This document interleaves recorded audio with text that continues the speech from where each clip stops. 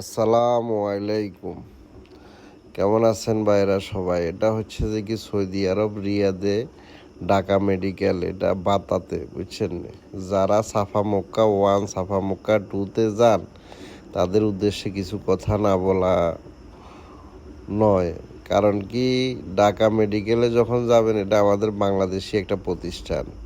এটাতে গেলে 2-4 পয়সা নিলেও সেটা আমাদের বাংলাদেশের রেমিটেন্স যাবে। তারপরে আমি দেখছি, আমার আমার নিজে ট্রিটমেন্ট করিও আমি দেখছি ঢাকা মেডিকেলে যে একটা রেট নিতেছে এই ট্রিটমেন্ট করার জন্য বা ডাক্তার দেখানোর জন্য, এক্সরে করার জন্য, কিন্তু সাফা মক্কা 2 এগুলাতে একটু বেশি নিতেছে। তো সবার দৃষ্টি আকর্ষণ করতেছি, সবাই একটা কাজ করবেন, সেটা হচ্ছে যে বাংলাদেশিরা বিশেষ করে এই ঢাকা মেডিকেলে ট্রিটমেন্ট করবেন। ঢাকা মেডিকেলের যদি ট্রিটমেন্ট করেন, ভাতাতে যে ঢাকা মেডিকেল আছে ওইটাতে ট্রিটমেন্ট করবেন। এটাতে ট্রিটমেন্ট করলে কি হয় দেখেন, আমাদের বাংলাদেশি লোকগুলা এখানে অনেকগুলা লোক কাজ করে। তারপরে হচ্ছে যে কি বাংলাদেশি প্রতিষ্ঠান এটা, তো আবার হচ্ছে যে কি এই প্রতিষ্ঠানে লাভ হলে এই টাকাটা আমাদের বাংলাদেশের রেমিটেন্সের জন্য ভালো একটা কাজ করবে।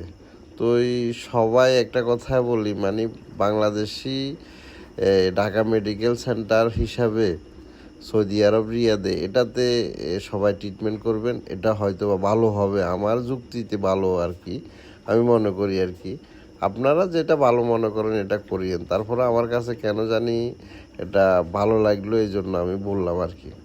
কিন্তু আমি এ পর্যন্ত 2বার না 3বার গেছি ঢাকা মেডিকেলে, কিন্তু সাফা মক্কাতেও গেছি, সাফা মক্কা 2-তেও গেছি। তো ওই জন্য তারপরেও একটা জিনিস কি বলতে চাচ্ছি যে ঢাকা মেডিকেলে যদি কাজটা করেন ভালো হবে এক্ষেত্রে।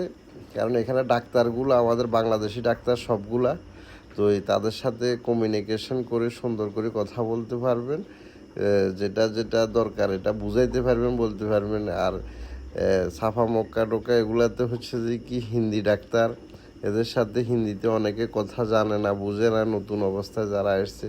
তো ওই জন্য সব দিকে দিয়ে আমার মনে হয় ঢাকা মেডিকেল সেন্টারটা ভালো। তো সবাই ঢাকা মেডিকেল সেন্টারে কাজ করাবেন বা ট্রিটমেন্ট করাবেন, তাহলে ভালো লাগবে। ওকে, ভালো থাকেন। আসসালামু আলাইকুম।